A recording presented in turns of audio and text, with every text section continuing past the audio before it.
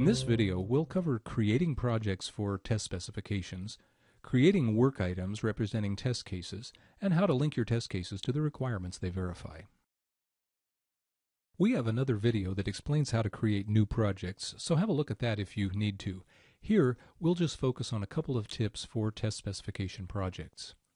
First, decide if you will specify and manage requirements and test cases in the same Polarion project. Managing both artifact types in one project makes traceability linking a bit faster and easier, though it's still quite feasible to manage them in separate projects. If you go with separate projects, then it's a good idea to create them in the same project group. If you go with a single project, choose a project template that provides everything your team or teams will need in addition to test case specification. You can find descriptions of Polarion's standard project templates in the user reference section of the help. There are two basic scenarios for creating test specifications in Polarion. You can import existing specs you already have in Microsoft Word or Excel, or you can author new specifications in Polarion either in LiveDoc documents or using the integrated work item tracker. Let's look briefly at each of these options. You can import existing test specifications from Word or Excel, creating individual test case work items from portions of the content. You can then manage your test cases with Polarion's workflow, test run, and other features. From Word, you always import test cases into a new Polarion LiveDoc document. From Excel, you can import them either into a LiveDoc or into the work item tracker if you prefer a tool-based approach. You can learn how to do these imports in our tutorial videos on Word and Excel import. If you're starting a new test specification project from scratch, you can use either one or both of two approaches to writing up your test cases. You can take a document-centric approach, creating Polarion LiveDoc documents with test case type work items marked in them. See our video on creating LiveDocs for the how-to.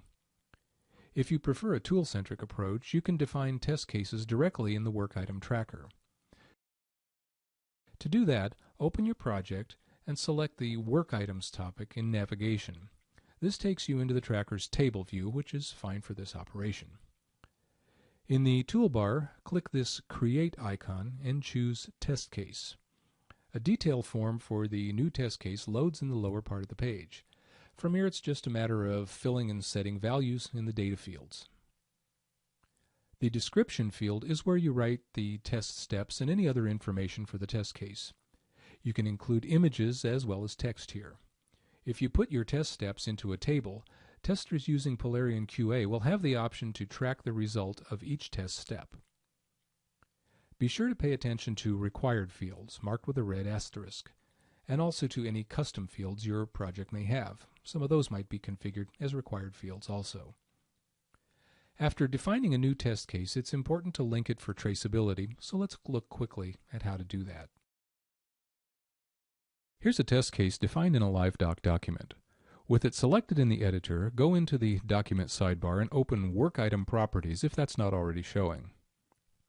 Requirements generally live in a different document, maybe in the same project or maybe in a different project. Either way, the easiest thing here is to open the Requirements document in a new browser tab and find the requirement you want to link to, which I've already done to save some time. Let's say we want to link our test case to this requirement. On the Requirements icon menu, we take Copy Link. Now go back to the test specification document and in the work item properties of the test case, click Paste Link. Right away we see the ID of the target requirement, and it remains only to save the document to create the link. That's all for this second video in our series on test management with Polarion. As always, comments or questions are welcome at info@polarion.com.